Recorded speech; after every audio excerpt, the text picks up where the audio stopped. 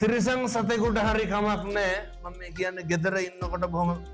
පහසුවෙන් ඉන්න ඕන විදිහ ඒ කන නොකන එක බල්ලගේ වැඩක් දෙන එක කාගේ වැඩක් ඒක අපේ වැඩක් එහෙමයි කියලා ඔය ගෙදර බල්ලට බත් දීලා පොළු තියාගෙන ඉන්න එපා පිට බල්ලෝ ඇවිල්ලා කාලා යනවාද කියලා බලන්න පඩි ගන්නවට පිට බල්ලෝ ආවොත් එහෙම අර හම්බ කරගෙන කන්න බැරි හින්දානේ හොයාගෙන කන්න මම නම් යෝජනා කරන්නේ මදුරුවෙක්වත් මරන්න එපා මදුරුවෙක්වත් මරන්න එපා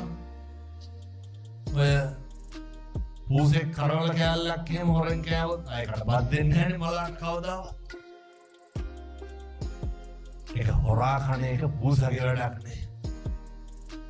අපි පූස ගන්නට වෙట్లా වැඩක් තියෙනවා කන නොකන එක උන්ගේ වැඩක් අපි දෙන්න පුරුදු වෙන්න පින් සිද්ධ වෙනවනේ